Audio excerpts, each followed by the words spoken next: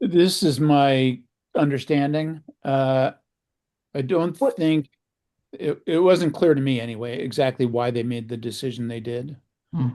Maybe you had a what he better. didn't Cam said something though at the capital budget meeting about um them changing, I guess for this year, the rules about their protocols about debt and go and so maybe taking debt that was less than $1 million. Yes. And I Yeah. wasn't sure what items he was considering and what that was for So specifically, but anyway, in, maybe the in roof past or years, they have only bonded articles that have been or purchases that have been greater than $1 million. right. My understanding is that part of what's come out of the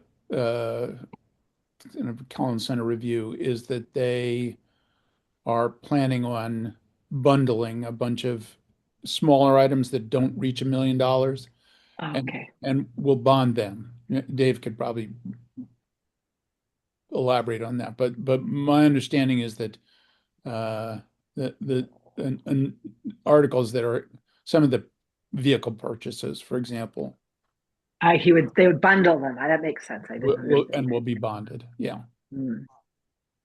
Okay. So it's 7:01 and uh I don't want to keep people tonight because we'll have a few more meetings. So I'm going to go ahead and start. Uh, Following the guidance issued by the Commonwealth in March of 2023 regarding the open meeting law, this public meeting will be held remotely, and individuals wishing to participate may do so by utilizing Zoom video conferencing technology. So we'll do a roll. Martin, Yes. Gavin, Here. Dick, Here. Kevin, Here. me, Here. and I'm here. Great. So I believe Nina had surgery today. Am I correct about that? Yeah. I think so. So I don't think she's hear anything from Sarah. So I'm thinking this is probably it for tonight. So I wanted to start tonight on actually voting on uh, uh, some of the articles and uh, looking at the list. I think there are a number of articles that we'll be able to go through relatively quickly in the future, but I thought, excuse me, it might be worthwhile for us to start with capital since we need to vote on individual capital items, and that often takes a while. And most, and not all of the capital items, but most of the capital items have already been voted on by capital budget. So I think we can go through the most of the capital items that capital budget has already um, dealt with for our own vote. And if we get through that, I'd feel like that's a pretty good we can uh, defer those to. I'm optimistic after talking to Chris yesterday or that the operating budget will be available to us next week. Optimistic to say that the remainder of the capital item will be voted on next Tuesday. Uh, so that would give us majority of the.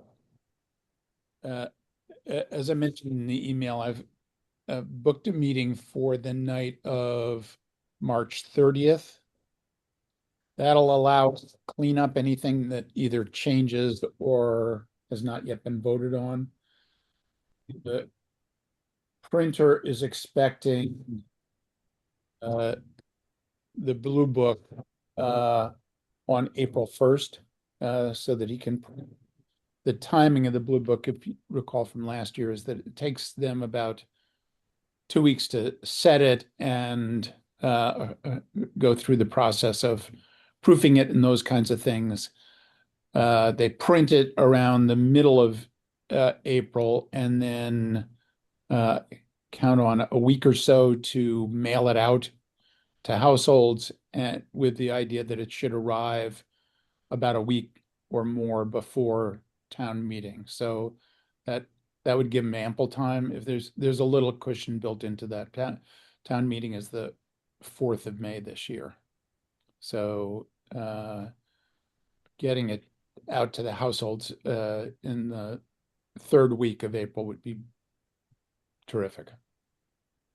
Woody, I will not be able to make that meeting on the 30th, just FYI. Okay, all right, great. I think we'll be fine. Okay. Okay, so I was unable to get the most current spreadsheet from capital budget of the items and their actions, but I've got something that is relatively current that I think Misha and I can go through relatively well, and I will share it.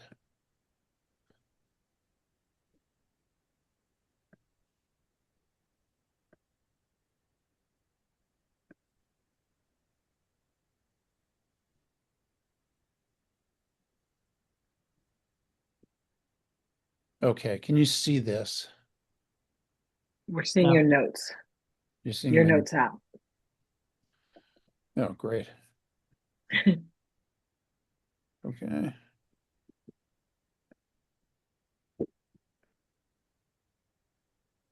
Oh, here we go.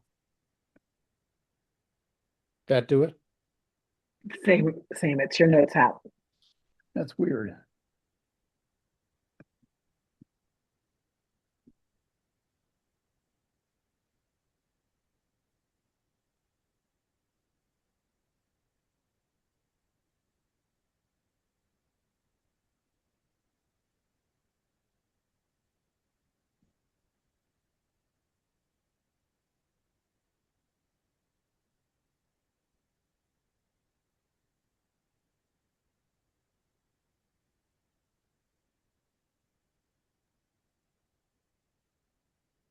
Yeah, that's it. Okay, all right, finally. Okay. So I think you've heard about most of the uh, items on the on capital budget, and this is the last version of the spreadsheet. But I think Misha and I can identify where things have changed for you. So what I want to do is go through these different items and discuss them, and if we feel we have adequate information to vote on them, go ahead and vote and either accept or reject them, so that we have a recording of what our approval for the Blue Book. So on each of the capital items, capital budget records a recommendation to town meeting, and the warrant committee records its own recommendation. So this would be for our recommendation. The first one, and the one that dominates the capital budget, is the replacement of the town fuel island.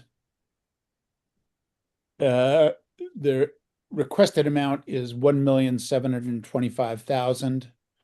Obviously, it's replacing the current fuel island, which is adjacent to the DPW building. The current tanks are 32 years old and are beyond warranty. This was deferred last year because just before town meeting, Nina realized that there was a problem with the bylaw that authorized fuel tanks in the center of town. So that has been corrected, and we're now being asked to approve the replacement of fuel island. So why don't I open this for discussion? questions, comments?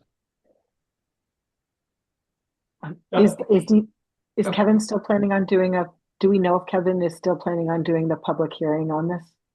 So several of us have spoken to Barry and to Michael today. And Michael is going to arrange for Kevin to do an informational session open to town residents that will be recorded, video recorded, and the video will be posted on the town website. When Do we need exactly to wait to do the vote after that, or is it one of those things where it's okay for us to have a decision prior to that? there's no new information that's going to be presented at that Okay. I'm aware of. I think there have been two formal presentations, at least, of the fuel island replacement. One was in front of the planning board back in January of 25, and the other was for the Board of Selectmen at the BOS meeting in December. Those were, I would say, virtually identical. So I doubt that Kevin's going to come up with any new information. But hopefully we'll be available to answer questions from residents. I'm not pushing this. If you all don't feel ready to vote on this, I'm okay deferring. I don't think there's any guarantee that Kevin is going to give the presentation before the deadline for the Blue Book.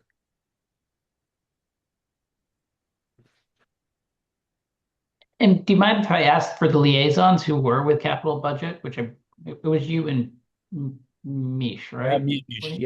Yep. I mean, you guys were closest to it. I'm sure you guys asked the most questions. What were your guys' opinion about it? Mish, you want to go first? No, I mean, a lot of what I learned from it was actually being the planning board liaison last year. Um, it's sort of something has to be done. The tanks are past being able to be insured, so at this point there just aren't a lot of options. They've sort of run out the clock on what can be done, and so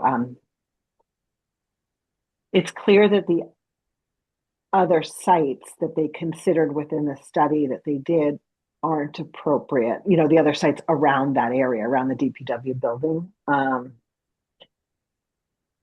I think that residents had questions about whether there was, whether there were other options altogether, but it just seems too late. It just seems like they did consider, they talked to other towns. The Dover Mobile doesn't have diesel. Other towns weren't willing to collaborate, or go into any sort of partnership. So there just doesn't seem to be another choice. I don't know, Woody, does that seem right? Yeah, well, I would agree. I don't think anyone is happy, right, with this decision. It feels wasteful to replace the fuel island with a new fuel island that will be good for probably 25 years, which is hopefully 15 years beyond which point at which we're using petroleum-based products for our vehicles. So that in and of itself is uncomfortable. The cost of the fuel island is substantial. This $1.7 million is a lot. So we're building something that is going to last beyond its useful life, and it feels as though it's costing a substantial amount. The different alternatives, though, that people have suggested have been, at least by Kevin's presentation and the presentation of the consultants, those options have been explored, primarily, as Mish said, uh, getting access to fuel islands at surrounding towns, or being able to use commercial gas stations. Those options have been explored and for a variety of reasons have been inadequate. Dover Mobile is not an option because it doesn't have diesel and doesn't have enough room on its property to put in a diesel tank. The surrounding towns have rejected Dover's request because what they're concerned about is that there's a snowstorm such as we had a few weeks ago that requires, recurrent refueling from multiple plows, and they don't want to be in a situation where they're either at risk of exhausting their fuel supply or having their plows waiting in line while Dover vehicles are being serviced. So they've all been unwilling to kind of accommodate us. And similarly, there's been a problem with the commercial access because both because the cost would be substantial, that there's we get fuel for a significantly reduced price when it's bought by the town. So we'd be paying a commercial price and ensuring 24-hour availability and continuous availability during storms is problematic.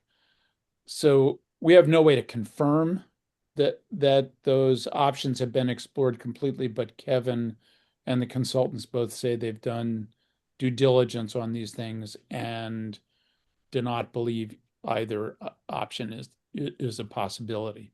So that leaves us with replacing our own fuel island.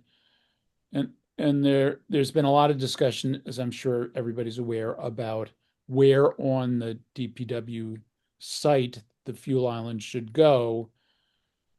Quite honestly, it doesn't, as far as the neighbors are impacted, it doesn't seem to make a significant difference where the fuel island goes. It's the distance to the closest residence is the same in the current location or in the new location. It's just a different residence.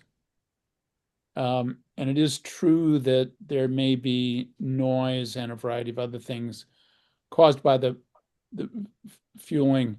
It doesn't seem that we have a way to get beyond that other than eventually to get to electric vehicles. So I think everybody's holding their nose on this one, but it does feel as though the potential alternatives have been explored. Kevin. Oh yeah. So one question I had was, uh, the one woman got up, and it is kind of interesting that like the one place where you probably wouldn't want to put a fuel island is where our fuel island lives, from the water, aquifer perspective, and I just didn't, and maybe I'm wrong, but I didn't get the sense there's been like an exhaustive alternative site study done, I guess. Like, out, and it seemed like one of the biggest factors that the only thing I can remember about somebody saying, like, oh, well, the guys will have to drive like, 10 minutes more or something like that. But like, why can't we put it at the transfer station? Like, it just seems like there's just oodles of land out there. I just asked the town planner that yesterday. It's so funny. We pulled up the land that Dover owns the land, the transfer station. They bought it from Hale Reservation Yeah. years ago. But the Yeah. two where the solar farm is, and then on the other side of the transfer are both owned by Hale. So we'd have to acquire it. So all that land is Hale Reservation land. But Hale was in some pretty big financial trouble a few years ago, so maybe they would be willing to sell it. Okay. But anyway, but it wasn't. I was wondering how much land was at the transfer station as well. That's funny. But like even within the trend, well, even without going onto that hail, it just seems like there'd be enough room there. I don't know, but I get my point is, has there really been an alternative site exhaustive study done? Well, I can't guarantee you that it's been exhaustive. They've looked at a variety of different options. One of the requirements or expectations of the planning board is that someone from DPW be available to assist during fueling of vehicles. So if you put it out at the transfer station, you would be paying someone 24 hours a day to be out at the transfer station, in addition to having someone in town at the DPW shed. So there are a lot of logistical things like that. People suggested Carroll Park. Where they currently store wood chips and a variety of things like that. Again, there's not enough current space there. Eventually, you could consider creating something like that, but that would require the town relooking at all of its uh, space, and currently there's no plan to move DPW, Right. which But we would, are just about to do a master plan, right? Or well, that's the other thing, aren't we? yeah. Exactly. Yeah. Yeah, that could be part of a master plan that the planning board's proposing this year. But moving DPW would be a big deal and would require a lot more money and would also require a lot of currently undeveloped land. Maybe that's a long-term plan, but it's not going to happen in the next couple of years. Yeah. Dave's got his hand up, right? Yeah. Thank you. So a couple of things. The hail conservation restriction for the whole hail project, they will not allow oil tanks over there. So that would blow up the whole hail project. Because I wanted to see if we could do some other things over there and was summarily told no. Also, the soil type over at Hale is the same as the town highway garage, as is Carroll's Park. So remember that the highway garage has a state-of-the-art, brand new stormwater treatment facility that the new tanks are going to tie into. And that if we keep them in the same location, it's just going to be a large added expense to connect the new fuel tanks into this stormwater treatment system. So that's a big piece of why moving it does make sense. Two, the existing location is over the old Hodgson building, and when that burned down, they just filled it in with rubble. So if we're going to put a fire protection hood over the tanks, that would be a significant extra expense because they're going to have to dig down and create massive anchors to handle the wind load on the hood that's going to go over the new tanks. Um, let's see. I started scribbling down a whole bunch of notes because I didn't want to forget anything. Oh, the fuel costs, the savings that we get by buying it ourselves, by buying it at commercial rates, we would actually be paying more over the next 20 years than just putting in the tanks ourselves. The delta on the fuel discount would pay for these new tanks in and of themselves. So it's a very big difference on the price of the fuel. Um, Moving the site, it may seems like, well, what's another 5 or 10 minutes? But if you take 5 or 10 minutes against every DPW refueling, every police refueling, every fire refueling, and you add all that time up, it's significant.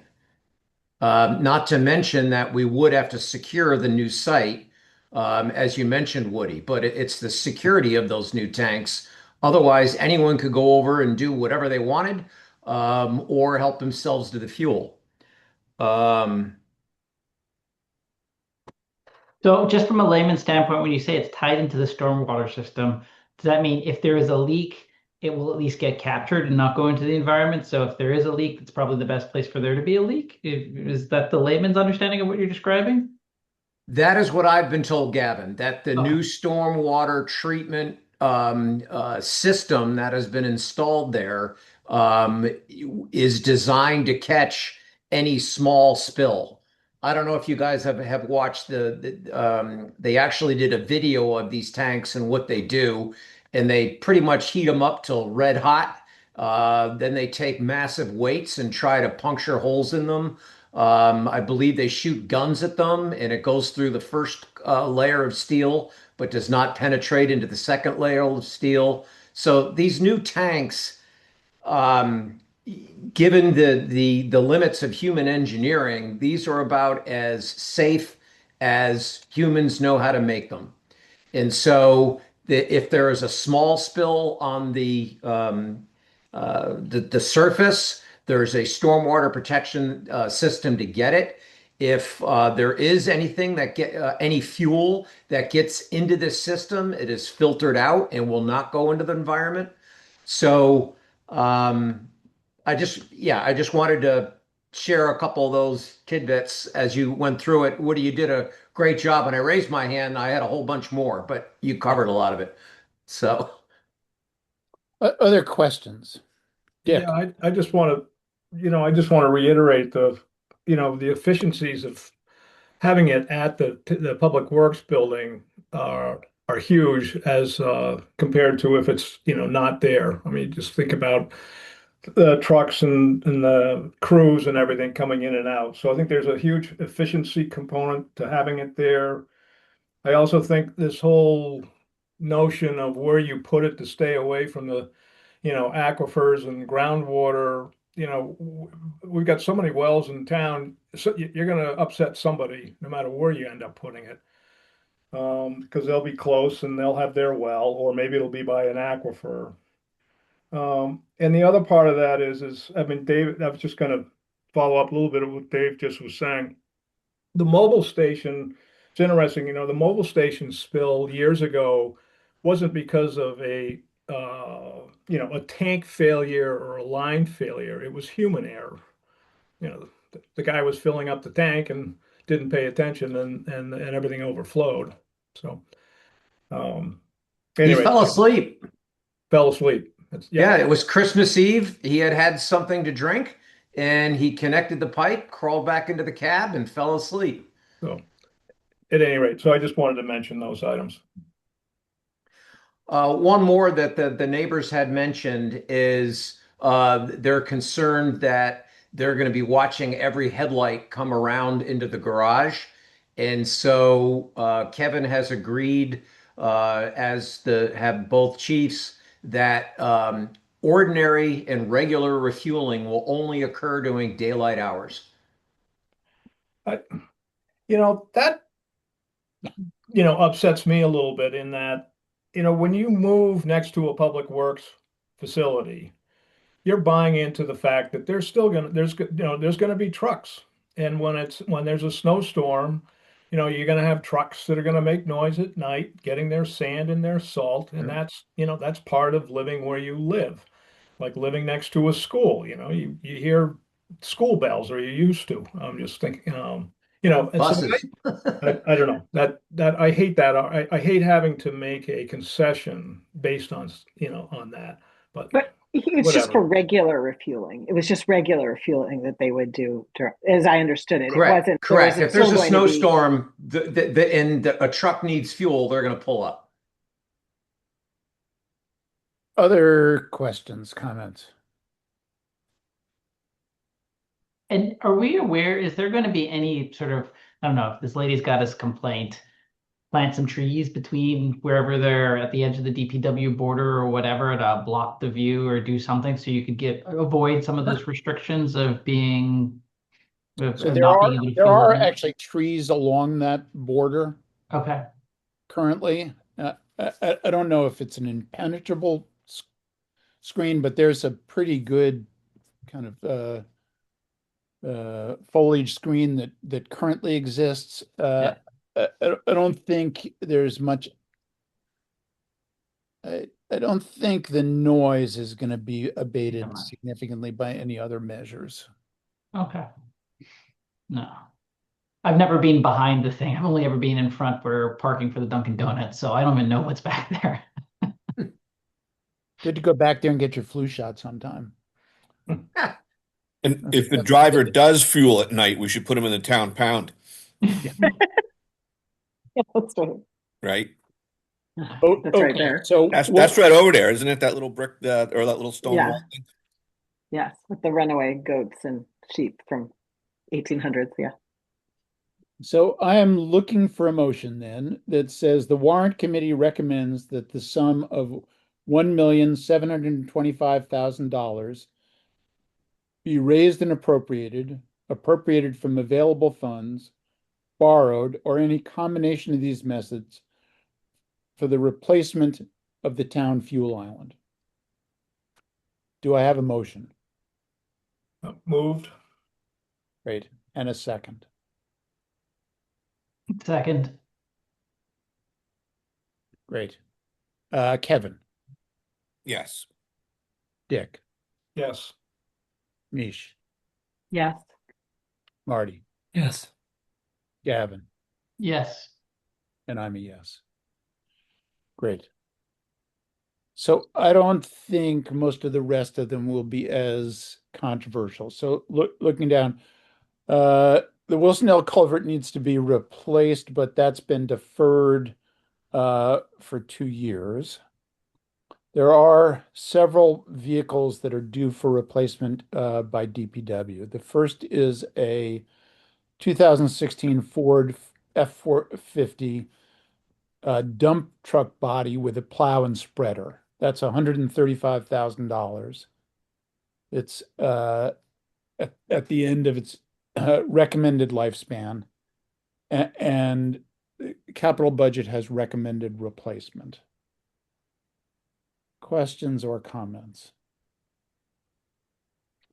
Remember that we are making an effort as a town and as a capital budget committee to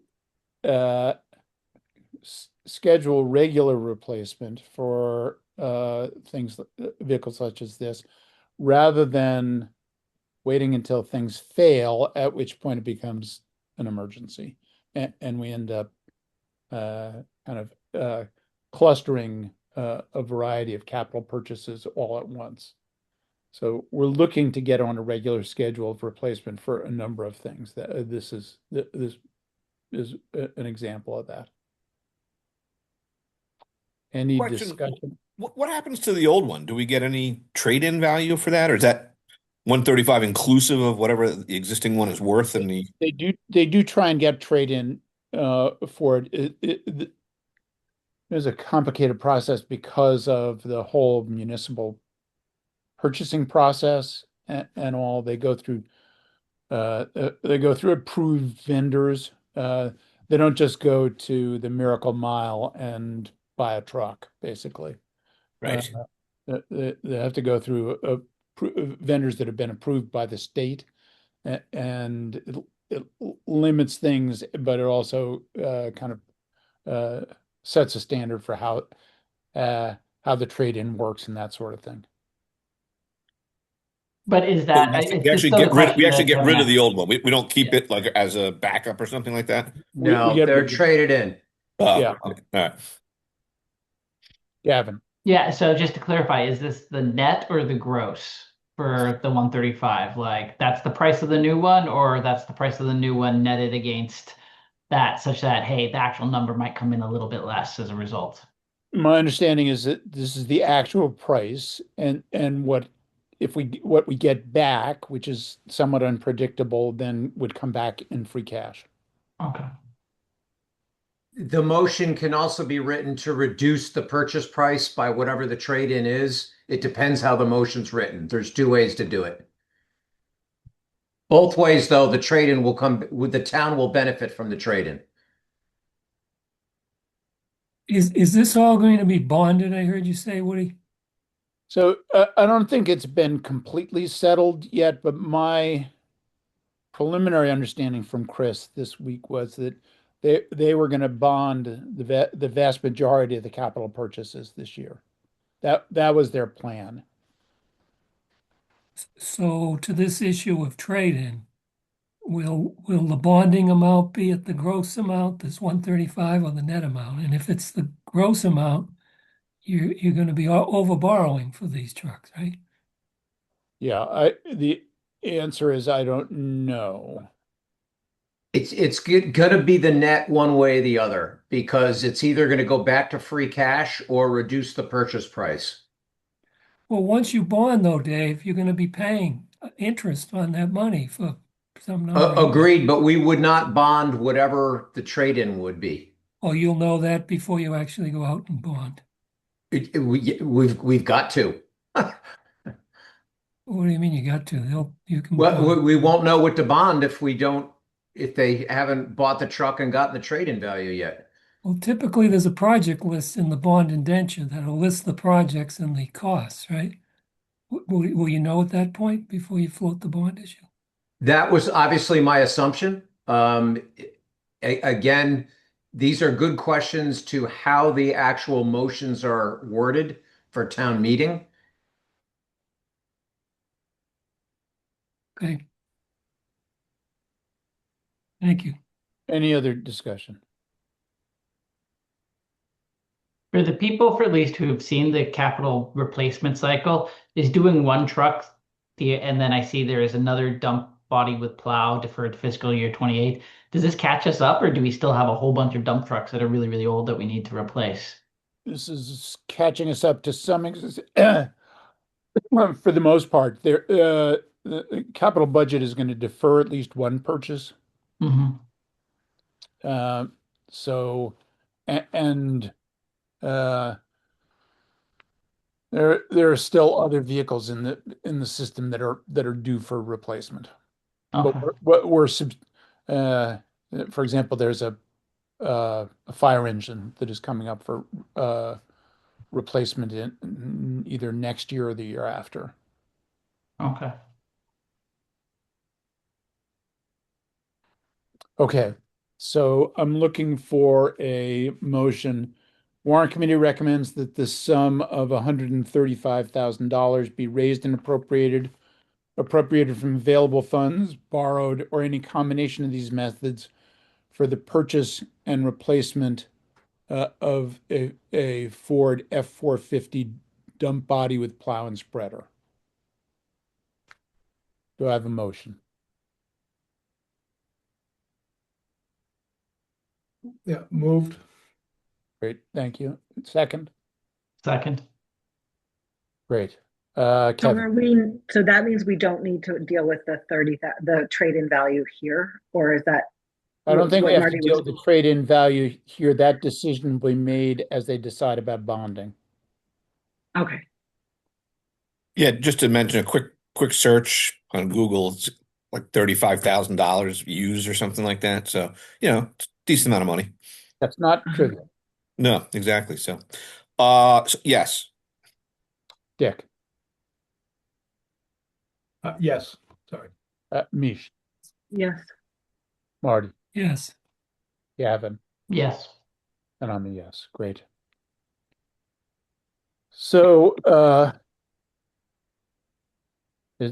backhoe. So this is a replacement of a 2003 John Deere backhoe with a plow for $180,000. It's obviously 22 years old.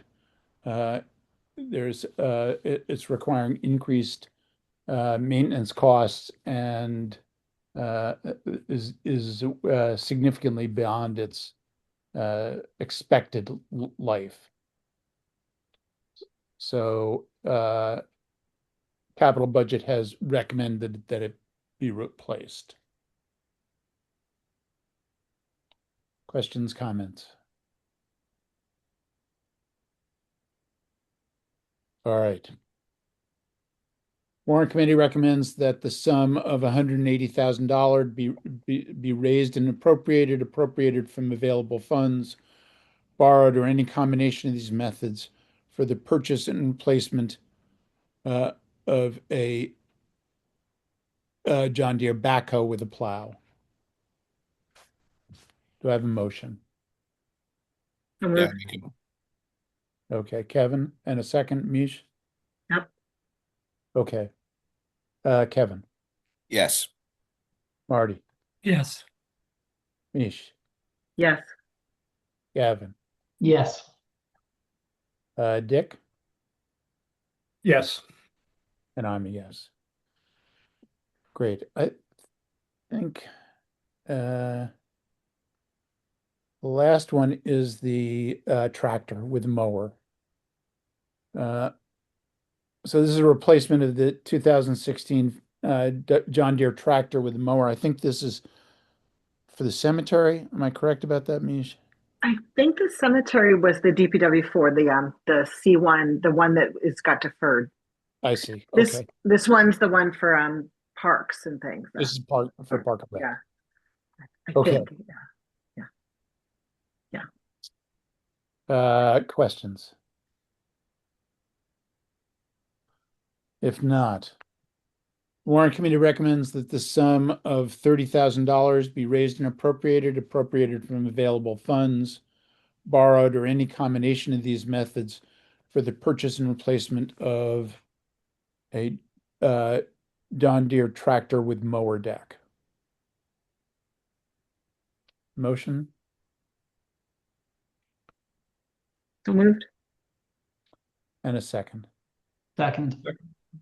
Thank you. Dick, Yes. Kevin, yes. Ish, Yes. Marty, Yes. Gavin, Yes. and I'm a yes. Great. Okay. So the last, next to last DPW request is for an upgrade to their radio communication system. Their system is it is I think 18 or 20 years old, and there are a number of dead spots in town where the drivers cannot communicate with the garage or with other drivers. They want to take advantage of the new repeater on Snow Hill, so to have dual band radios, and they want to upgrade their base station. The communication turns out to be quite important, particularly during a snowstorm when the trucks are out, often never really having a chance to kind of stop and spend time at the garage, and they need to be communicating with one another about where they're going and where problems are occurring. So discussion. So what, I'm sorry, so the issues, the issue of what the system they have, they're using now, it's dead spots more, is that the primary issue? Dead spots, and it's I think the technology is actually somewhat obsolete, and it's reliability is in question, so that it's beyond its useful its recommended life. Do we know how old that system is? I want to say 18 years, but don't quote me on that. Yeah. It's old Okay. though. So I think that now they only have VHF frequency, but radios now have both VHF and P25s. And so they want to upgrade the control base and then the radio so that it all speaks together. So they have the frequency and a backup frequency. Does that sound right, Woody? I think that's correct. Yeah. Was the police station asking for a communications upgrade as well? I think the communication system was upgraded last year. Oh, that was okay. Yes. Yeah. Okay. And this is, I believe this is piggybacking on some of the improvements in the base station that occurred around the police upgrade. Okay, so I was just wondering if we're taking advantage of any of that, or if the projects overlap at all, or Yeah, I think the technology that they're using is similar to what the police implemented. okay. And what if we don't do anything? What happens? Just In an emergency or a natural disaster, they might have dropouts in communication. Right.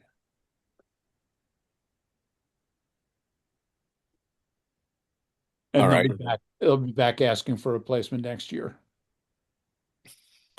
Yeah, I just okay. And there's no redundancy with the police on this, or there's no. Not that I'm aware of, no. I, I guess just a larger question I have just in the total. I know this is just capital budget, but in the total town budget, I felt like we were trying to close a significant gap. If I'm In the operating budget? Yeah, I guess. Or when I thought when you added up operating and capital versus, you know, what our receipts were or whatever that, So I don't, you know, remember the municipal budgets are made in a strange way.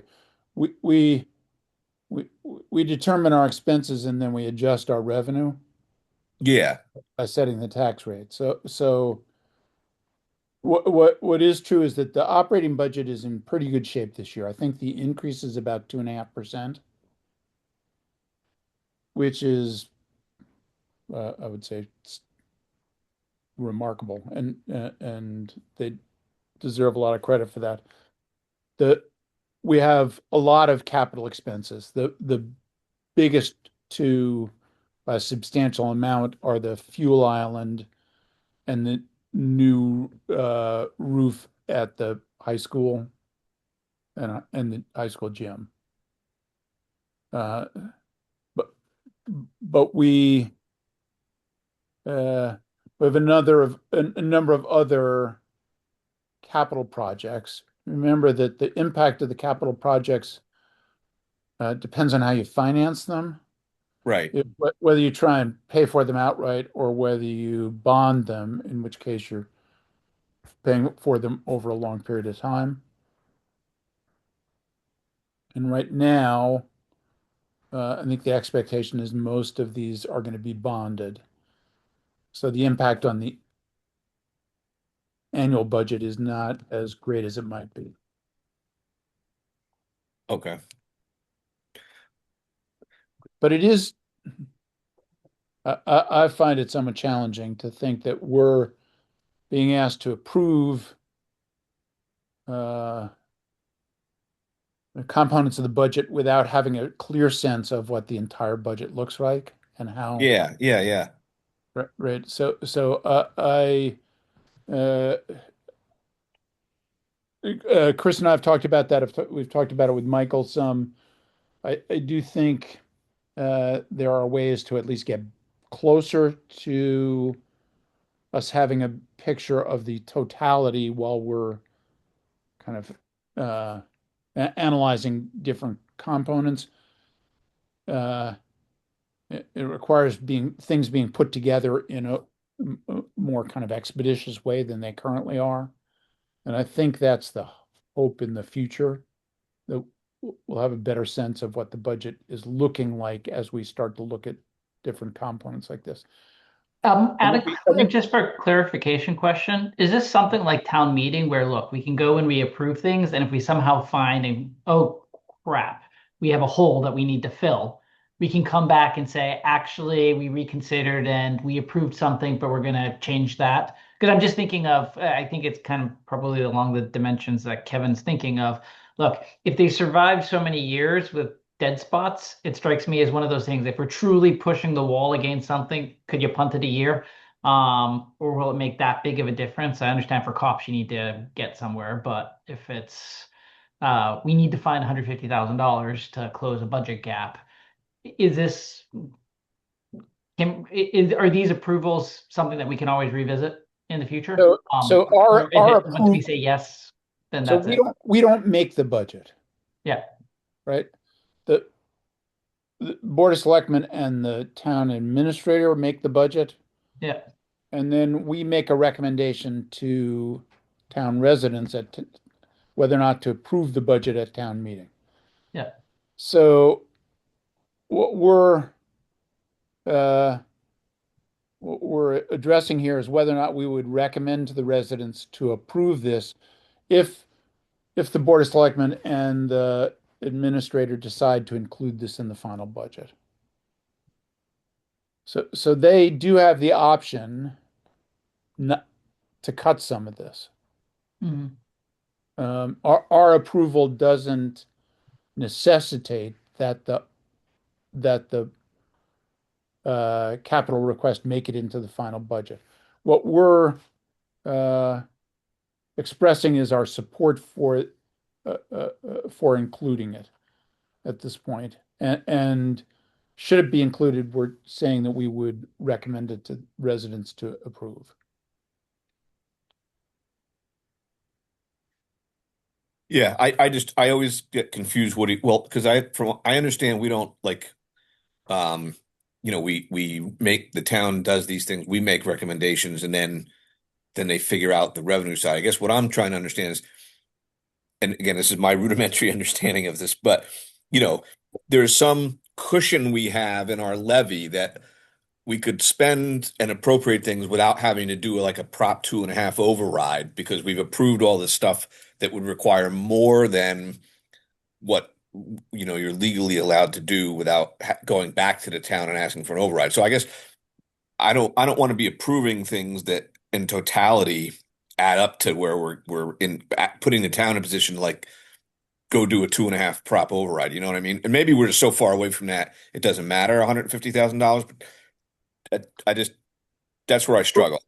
So this best to explain this. So we have a levy limit, and the Yeah, levy limit is it increases annually by 2.5% plus new growth. right. We had the difference between our levy and our levy limit, I think last year was something like $2.5 million. So pretty substantial cushion there. Right. The you have two mechanisms if you're to deal with uh, the levy limit if your expenses are bumping up against it. Yes. And those are a Prop 2.5 override, Yep. or if you're talking about capital expenses, you can either do a capital exclusion or a debt exclusion. Right. A Prop 2.5 override permanently alters your levy limit by the amount of the override. So if you vote an override, your levy limit goes up by that some amount, and then it can increase by 2.5% a year from that point. Right. A debt exclusion or capital exclusion allows you to exclude that money, either the debt or the capital purchase, from your levy limit, Yes. or and but doesn't permanently alter your levy limit. Yes. So these are capital purchases. So if we were worried about our levy limit and our levy bumping up against it, we could exclude those either for the purchase or for the debt, and that would allow you to increase your levy beyond the current levy limit, but it wouldn't be a permanent increase. It would just last as long as the debt or the capital purchase lasted. Does that make any sense at all? No, it does. It does. And I just, sometimes I just feel like I'm voting though, not really understanding Yep. if we're pushing up against, what I'd call the nuclear option, right? Right. At this point, uh, talking to Chris and to Michael, they don't feel we're in any danger of bumping up against our levy limit. Okay. So that's not to say you wouldn't possibly decide to do a debt exclusion or capital exclusion on a capital purchase. But at least when I spoke to Chris earlier this week, he thought that while they might bond these purchases, they wouldn't do a debt exclusion because we were we were going to remain well below our levy limit. Okay. That's helpful information. Okay, if I may, yes, we definitely want to bond this and we want to look at excluding the debt because we don't want to use up that $2.5 million with these bond issues against our levy limit. Because it's only a 5% cushion. We could get to 2.5, a couple of bigger years and use that 2.5 up pretty quick. So Right. we, Right. we've been bumping up against it, but with this, the current thinking, and that's all it is the current thinking is that we would bond these capital items out to their useful life. And would this be a debt exclusion? Is that what you said, Dave? Yeah. Huh. You can issue bonds that are included or excluded from your Prop 2.5 limit. Right. So you could raise your levy to cover the debt exclusion, but it wouldn't count against uh, your levy limit. Correct. Okay. So we would But preserve our levy, our uh, uh, uh, levy cushion, basically the difference between our levy and the levy limit. Even if we raised our levy to cover this debt, but by excluding it. Does that make any sense? I think so. I think so. Yeah. All right. the other thing is to answer your question, Kevin, we will be voting on these as well. We are hoping to do it in a joint session with you all. Yeah. But like the town center traffic improvements, that is going through a whole review process based on the Board of Selectmen, as well as whatever the capital budget committee did. Because the initial study, when it came in, we're going to put four of those very large poles, steel poles with the crossbars, with three cans hanging down in all four directions. Basically, it was so engineered, it was there's not even that kind of infrastructure in the center of Natick where two state routes cross each other. So what happened was the consultant and our DPW director went gung ho, and they've created something that is so undover to put in the center of our town that we're now, at least I am, balking seriously at whether or not we even want to approve it, because most of the main change to that traffic flow will be restriping the lines, which we can do for $10,000 instead of taking $1 million from the state. But in any event, we look at it as, all right, yes, we want to improve the traffic flow. Yes, we enjoy getting state grants. But to have something that looks like Route 1 entering Route 128 on a traffic intersection in the middle of town is such complete overkill, it's ridiculous. So they've gone back and they're looking at two pole options and reducing the number of cans and making it much more congruent with the center of a small town like Dover. Yeah, I don't know if we were going to be voting on that particular line item. I was going to come back to that in just a minute. So, Yeah. but do we want to deal with the radio upgrade first?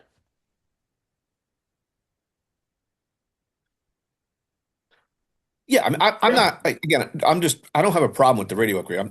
I don't know if others feel sometimes like we're just voting without the whole ramifications of how saying yes to this may or may not affect other things. Yeah, I completely share your discomfort with that because I agree. I think we end up kind of looking at the budget in isolation without the sense of the big picture frequently, and uh, I think there's a lot of discussion going on about how capital budget ought to be treating these things and whether or not because a lot of what capital budget probably should end up doing is prioritizing and if if if the Board of Selectmen and the town administrator feel that the budget can absorb it, you might take some of the lower priority items. If we can't for that year absorb it, then maybe we defer some. But the prioritization should be something the capital budget expresses. Yeah. That's that's not really happened this year, although what capital budget has definitely uh, deferred a number of items that they feel are not high priority this year, and some of those like the Wilson L. Culvert have been put off for a couple of years. One of the challenges is that uh, we still don't have a clear picture of what capital expenses are going to look like over the next 5, 10, 15 years. And as a consequence, putting things off makes sense if you're experiencing a bolus this year, but that things will go back down in 2 years. Right, right, But we don't actually know that that's true. right. So Unless we may it's, be putting things off and end up having the same crunch in 2 years that we have now. if it will stay a low priority in future years, then it makes sense to be able to put it off. But if it's something that will create an emergency, like where it must be done in a future year, then next year or the year after, then that's a different consideration. Yep. All right, well, sorry to kind of derail things there. That's fine. But So, will someone make a motion about the dual band radios? Motion would be the Warrant Committee recommends that the sum of $145,000 be raised and appropriated from available funds, borrowed, or any combination of these methods for the purchase and replacement of dual band radios and an upgrade to the control base station. So moved. And a second. Second. Great. Gavin, Yes. Marty, Yes. Kevin, yes, Dick, Yes. Mish. Yes. Okay, town center traffic improvements. So, I don't really understand all the history of this, but Kevin McCabe's been exploring um, ways to address traffic flow in the center of town, and has received a grant from from the state to initially study and then implement changes to the traffic flow in town. As as Dave mentioned, a lot of the change would involve taking some of the parking spaces at close to the intersection of Center Street and Walpole, Springdale, and creating turn lanes, but they would also replace the lights with new and much more elaborate um, hanging lights that uh, are state of the art and allow for they're smart and would presumably be able to kind of address backups in town to some extent. This this is supported by the state's plan. But it would involve kind of a significant investment in hardware for these new hanging lights. And there is some debate about whether or not they're either needed or would be consistent with kind of the ambience of town. The but there is a recommendation on the part of the state that this would have a significant impact on traffic flow in the center of town, where certainly backups are common and disruptive.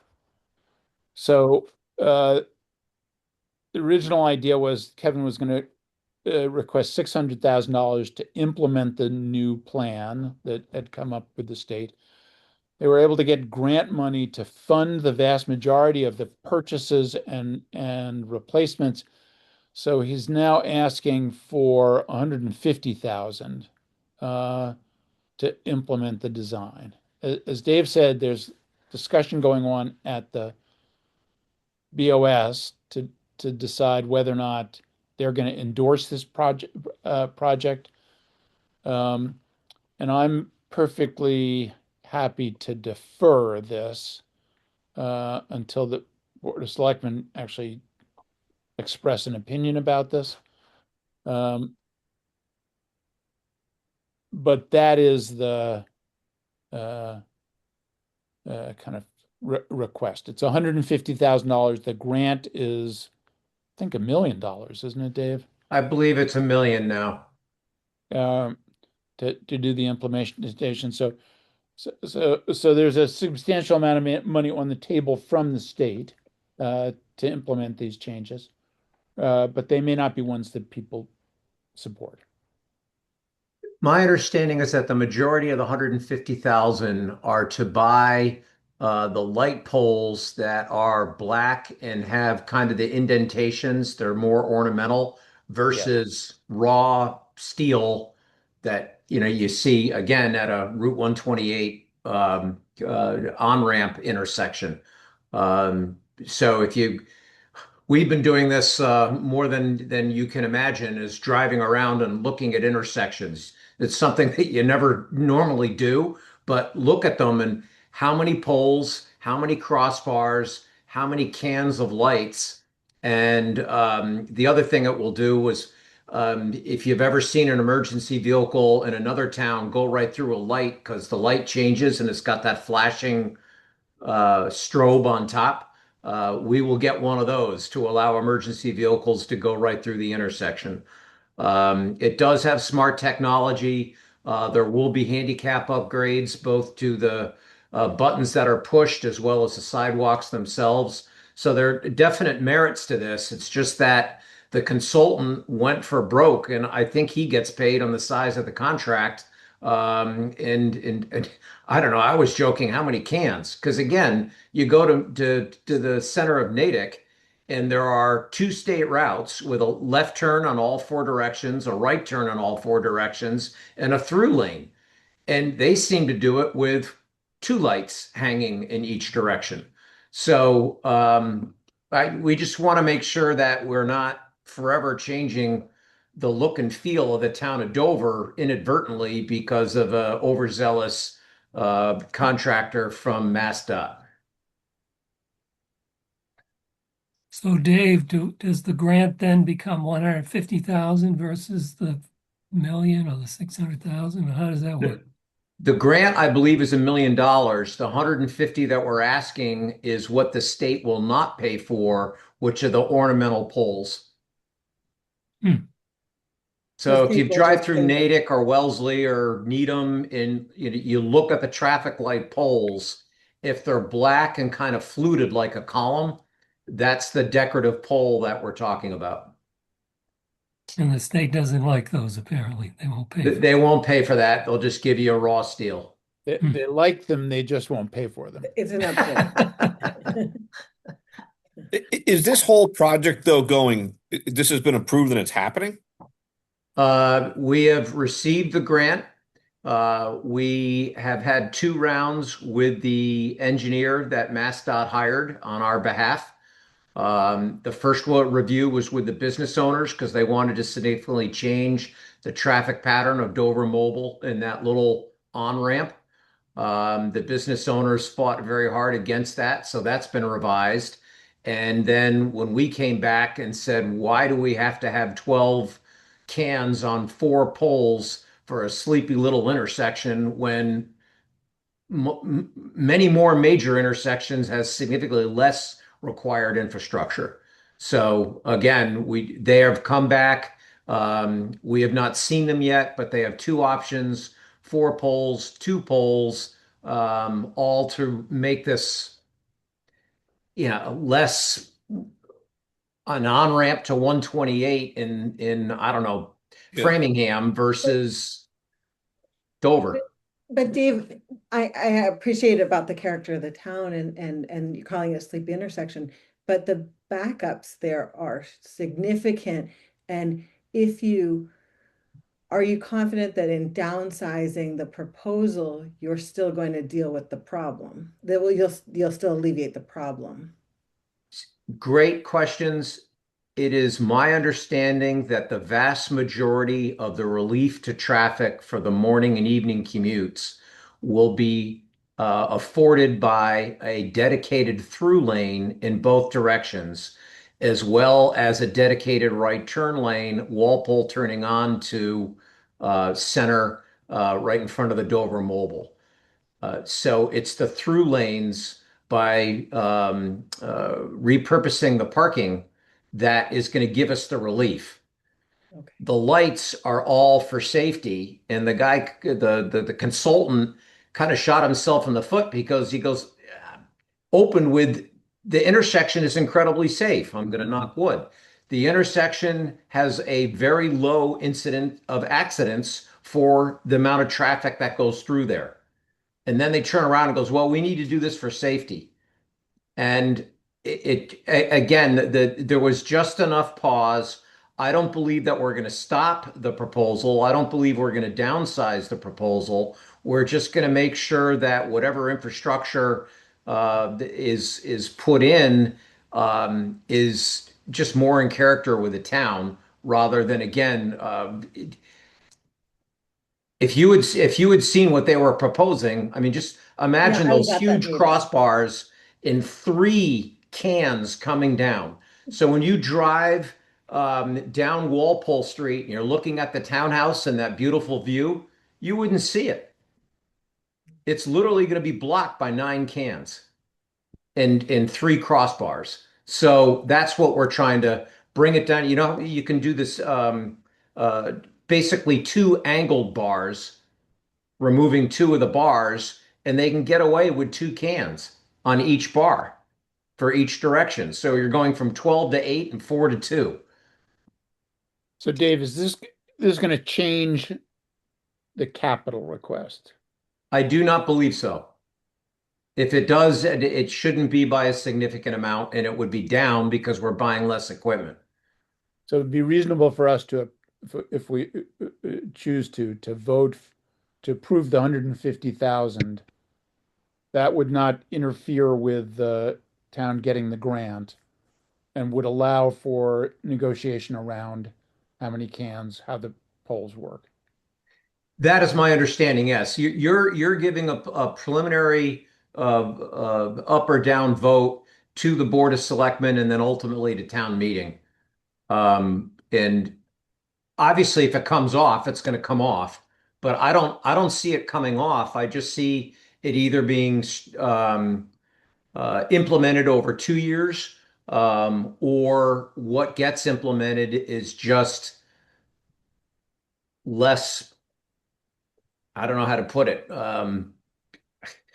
It doesn't look like a major interchange with two state routes or a highway. Yep. So So are we already so far down the road? I mean, what is the town, was this initiated by the town, the state? What is it? What did the town say? We know we need to do something, or we want to do something, or did the state say you have to DPW do was the one who something? applied for the grant. I think the grant became available and applied for it, knowing that there was a lot of discussion about what to do about traffic through the center of town, which I think everyone would agree is problematic.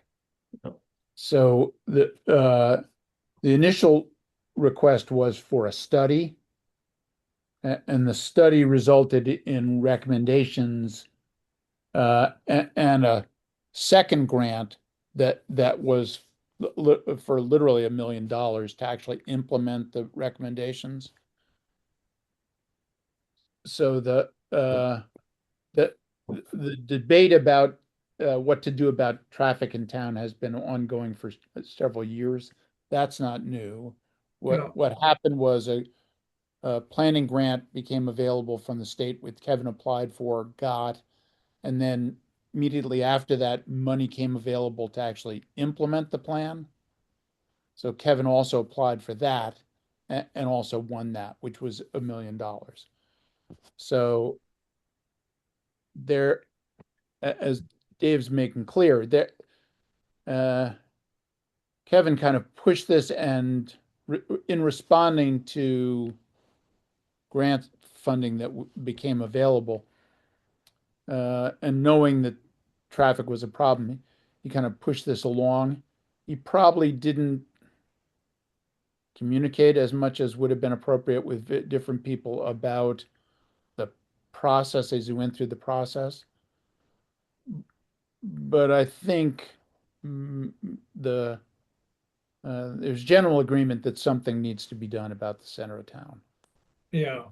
So this 150K then is basically for an is the money for an upgrade, if I'm understanding Dave, if I'm understanding you correctly, but we don't know what that upgrade's going to be because it's still in the design phase, The upgrade has to do with the poles, but we right? don't, because of the negotiation around how many poles and how many cans. Uh, we don't know exactly how much of the 150 is going to be required and what it's going to translate to.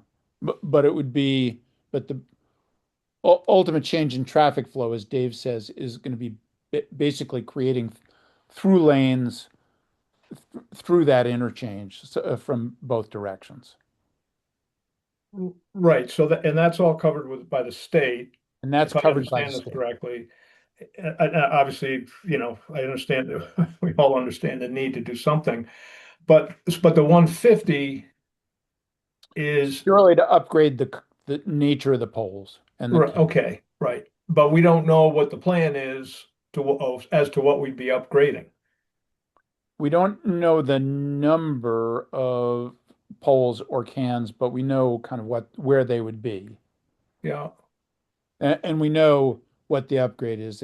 The upgrade is from basically, plain silver metal steel poles to uh, uh, more attractive kind of fluted black bowls. Do we know, has the number of poles been defined? Is that how the 150, how they came up with the 150? Or how did they come up with the 150? 150 came from the original proposal, which, as Dave said, may be overly ambitious in terms of the Yeah. number of poles and cans. But so the requirement presumably is going to be no more than 150. How much less depends on what the final design plan is. And what's the 450,000 that was reduced?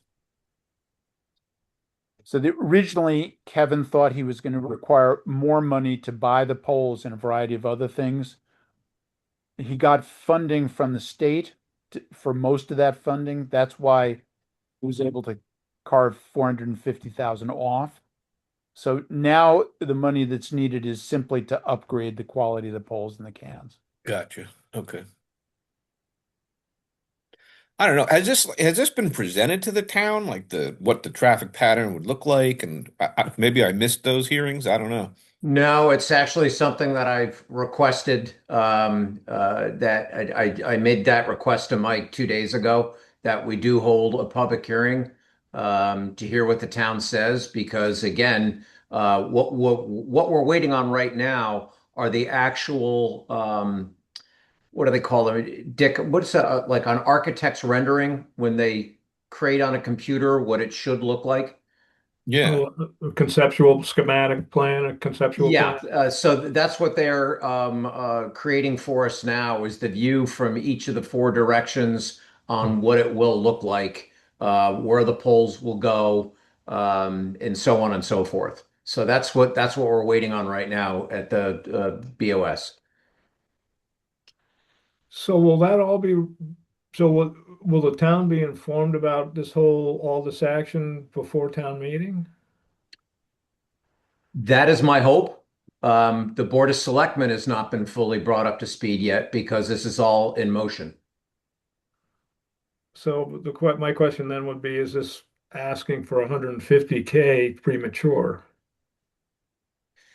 That is what would be required if they can get the um, total change to the center of town to be more congruous with town. The only reason we wouldn't want to do it this year or wouldn't need the 150 is if we decide that why don't we try restriping Center Street and getting rid of the parking right near the intersection, making that a through lane in both directions, which it will be a significant alleviation. Because right now, during the evening commute, the reason it backs up at the center of town is because if more than three cars want to go left onto Walpole, no one can get by them. So if we make a through lane, then many, many more cars will be able to go towards Medfield on each light cycle. Reverse that in the morning. Can the through lanes be created by just restriping and sacrificing parking spaces? Certainly on the southbound to Medfield, yes. Yeah. Whether or not they can do all of Walpole's right turn lane and the northbound on center, uh, I'm not an engineer, so I'm not gonna. I don't know. Well, unless you change the pavement, excuse me, the boundaries of the paved area, right, in order to make it, to see if everything can fit. Um, so is that part of what this whole thing would be is actually expanding the paved area? And Yes. these are all questions which I think people in town are going to have. I mean, Yeah. nothing's really been vetted. I know you guys have been working on it. We all recognize it's an issue, but you know, I don't know. I'm kind of lost with this one. Um, Dick, me too, which is why I gave you all the information that I now have. It was brand new to us 2 meetings ago, Yeah. and it was a hard slam on the brakes because they're like, "Oh, no problem. This is what you want us to do, right?" And I'm like, "Why do we need three cans in each direction?" Yeah, no, but the other thing is, again, I keep on hearing this master plan, but wouldn't this be part of like a master plan traffic study? So I asked about that. It would not be part of the planning board's master plan. Or no, but the traffic study thing that folks committed to because of the sidewalk fiasco? Oh, you No, mean the safety group? Yeah. not not part of what the safety group is talking about. They're talking about sidewalks. And there's a center of town plan, right? Or a center of town. I thought There, there was like a safety plan that was going forward about the center of town and that the whole sidewalk thing was just going to get morphed into that, but they were looking holistically at like the center of town. no, No, it was more around the schools, Kevin. The yeah, schools? Yeah. Okay. yeah. And there's a plan around the center of town, but it didn't address traffic flow. It addressed development of retail space, that sort of thing. No, I think Mish and Dick have nailed this down that it's basically getting rid of the parking spaces and adding the through lanes are the main um, physical relief. There will be some additional because the light switching technology is all going to be state of the art instead of something from 2 centuries ago. And evidently, there'll be sensors so that when lanes begin to back up, the traffic lights will know what that means. I don't know if it's actually AI, but there will be technology that will look at a lane and say, huh, this has got 8 cars that have been waiting 2 minutes. It's time to change the light, or not just change them because no one's there. We've all had that happen. So, uh, You know, but one question was, because I deal with this every morning, what's the little cut through street right when you're looking right at the cemetery and you're trying to make a left onto center? And the only time you can scooch out there in the morning is because there's like a gap in the traffic pattern at down at the light. Um, if that never stops, then because there's just going to be cars coming through all the time, is that going to back? Normally, it's like 6 or 8 cars backed up. Do we know what the impact on that little intersection is going to be? I can ask the engineer that exact question. My guess is that they're going to say, go to the actual intersection with a light because there will be a dedicated left turn lane and left turn green. Well, I mean, I mean, the road, I don't know, the road is there. People, I mean, I don't know if everybody's going to do that. Uh, I, I don't know how to answer, Kevin. I'm sorry. Habits will change depending on Yeah, I mean, what's the if you quickest. got a 20 car backup and the lights going right through, Yeah. I know I come over the rise and I take a quick look to say which way is where's the Oh, backup? Is the totally. backup the longest? Totally. Yeah. No, I make a left on Church and then a right on, you know, the other thing and go through and then go that way. But I don't know. This just seems really ill thought out and rushed, to be honest with you. So I'm going to table this. It doesn't feel as though we're ready to vote on it, and it sounds as though the BOS is going to address this at their next meeting. So, that's tomorrow. I don't think it's on tomorrow's agenda, but on the next one. okay. Uh, Hopefully it'll happen before we have to send the blue book to the printer. Uh, but let's put that on hold. There are two more. There are two from one more from DPW. Why don't we deal with that and then we can uh, Mhm. table the rest of the stuff until next meeting. So it turns out, much to my surprise, there is a water system at Carroll Park that feeds the Chickering School. That water system, which I'd never heard of, has a large tank, and the tank has been deteriorating over time and was starting to leak and needs to be replaced. Originally, the expectation was that this was going to cost uh, almost $2 million over time to do the replacement. Kevin has explored a variety of different options, and it turns out that the tank can be replaced uh, for significantly less than that. I think it says 150 here. I think it's actually $200,000 now is required to replace the tank. That that tank would then last for 5 years and would allow the current system to continue to feed Chickering. The reason a 5 year window seems appropriate is the town is looking at a variety of different options around water. And it may be, for example, that there's a different solution as to how water is supplied to Chickering in the next few years. And this, so it seems imprudent to commit to a $1.9 million expense over time when we don't know what the situation is going to be around water. But the current tank, it is as deteriorated to the point it's not usable. So we need a short-term solution while we decide on what the long-term solution is. And that's the what is listed as 150, but is actually a $200,000 request. It says a design upgrade, but the actual request is for a replacement tank for the Carroll Park water system that supplies the Chickering School. Woody, are you sure it supplies the actual school, or is this the Carroll Park watering for the Carroll Park fields and the Chickering fields? No, what Kevin said was that it actually supplies the school.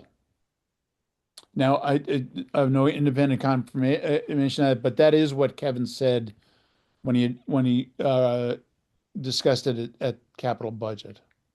I'm remembering this correctly, I think, Misha. I have to admit, this was maybe the most confusing presentation that we had, so. Yeah, I would say Kevin's presentations were often confusing, but this one was probably the most confusing. Yeah, I'm looking at the notes from that meeting. This would be news to me, and I was on the Chickering Building Committee. And I'm not aware of our getting the water from the Carroll Park system. And just tell you that what Kevin said. This said there's a large tank at Chickering under the school that is fed by this system. That's the 5,000 gallon pressure tank that, I think it's a $5,000 gallon pressure tank. so there's a 1,000 gallon vacuum tank, 5,000 gallon pressure tank, pumps and controls. But it does say study only, but you're saying that and I know he got the grant for 125,000 to offset the cost.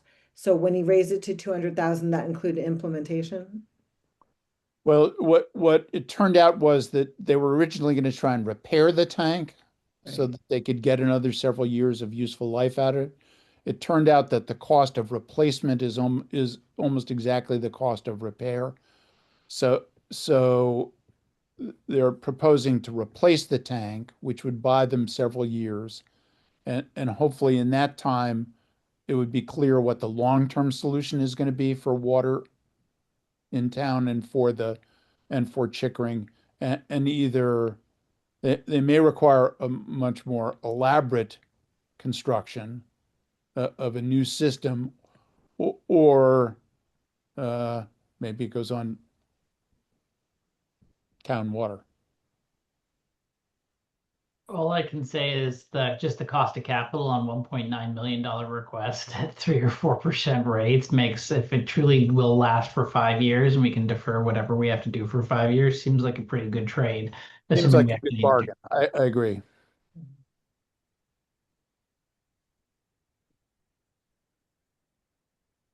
Any other discussion?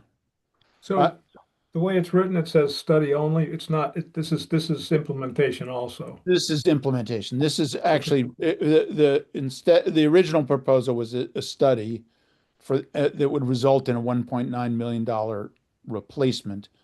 Okay. What Okay. they have Kevin has subsequently been able to do is work out a way to just replace the tank, which is the most problematic part of the system. And replacing the tank alone would be $200,000. It seems weird that a tank would only last 5 years. Like, I think it's possible it would last longer, but it would give them at least 5 years, is what Kevin said. and is this like the drinking water at Chickering? I didn't understand exactly what it fed. I thought it was There's a uh, hydrant. it was for fire control, wasn't it? Or Yeah, there's a hydrant there. There was some of it had to do with like the pressure valves and things like to do with the system, the pumping I think with system. sprinkler system and the hydrant. So for fire protection at Chickering, there's basically an Olympic-sized swimming pool off to the side that is filled up with water and is available for sprinklers should it be needed. Is that what this is filling? Because you know what? I'm going to find out tomorrow. That's going to be my first phone call. Because now I'm curious because this never came up before when we were building the new school. Y- Yeah, there must have been when you're building the school, much like the community center, there must have been discussion about where water's going to come from for fire suppression. Correct. And again, like the community center, there's a big hole in the ground with a lid on it, and that's the tank. Um, and My guess is that that's filled by this system.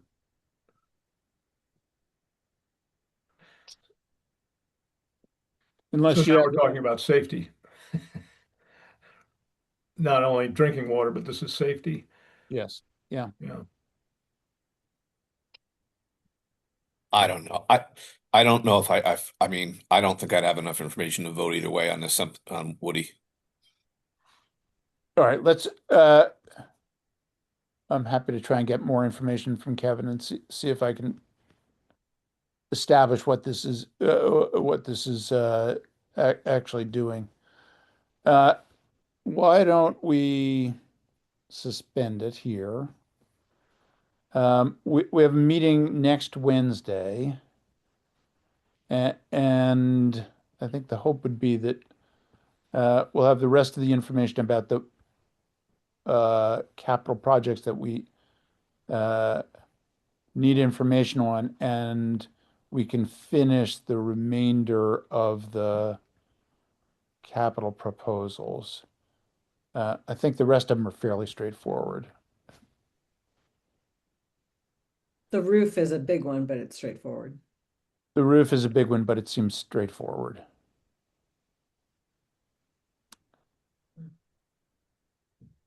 Okay, so I'll entertain a motion to adjourn.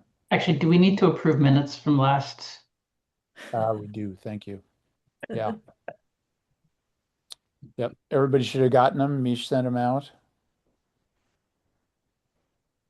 Yep. well, Any, you don't need me for that, so I'm going to bid everyone a good night. All right. Thanks, Dave. thank you, Dave. Any comments, corrections on the minutes? If not, do I have a motion to accept the minutes? So moved. Great. And a second? Second. Great. Gavin, Yes. Marty, Yes. Kevin, Yes. Dick, Yeah. Yes. me. Yes. Me. Yep, and I'm a yes. Okay, motion to adjourn So moved. and a second. Second. Great. Gavin, Yes. Kevin, Yes. Marty, Yes. Dick, Yeah. Mish. Yes. So I'm going to guess that we're going to definitely need the night of the 30th to finish all of our votes. We'll try and finish capital at the next meeting and at least go through the rest of the articles that uh, aren't financial. And if we have the operating budget, we can start on that. I'm pretty sure Chris thinks he can get the operating budget around next Wednesday, but I'm not sure it's all going to be done by next Wednesday. So if not, we'll do it on the 30th. Any other issues before we adjourn? Quick question. Is this sheet in the shared folder? It is in the shared folder for capital budget. Once I get the updated version, I will put it in uh, for the warrant committee. what is in the warrant committee folder is the presentation that Rob Bunn did at open hearing, which has a lot of the information that's on the spreadsheet. But this version is not current, so was unable to get the current version. Rob wasn't available, and Barry couldn't supply it to me the last couple of days. So I'm hoping that in the next day or so I'll have something I can post on our shared drive. Okay, thanks. Oh, and what do you have, write-ups to, when do you need, we need those by? So I'd like any write-ups that you can get to me by beginning of next week. Okay. Definitely by the end of next week. Most of the write-ups should be fairly straightforward. There are not too many contentious articles this year, I don't think. The write-up on the fuel island gets done by the capital budget committee primarily. So that's the most contentious item, I think. But Okay, great. as many as you can by early next week, absolutely by the end of next week. Okay, thank you very much. All right. Thanks, everybody. But Bye.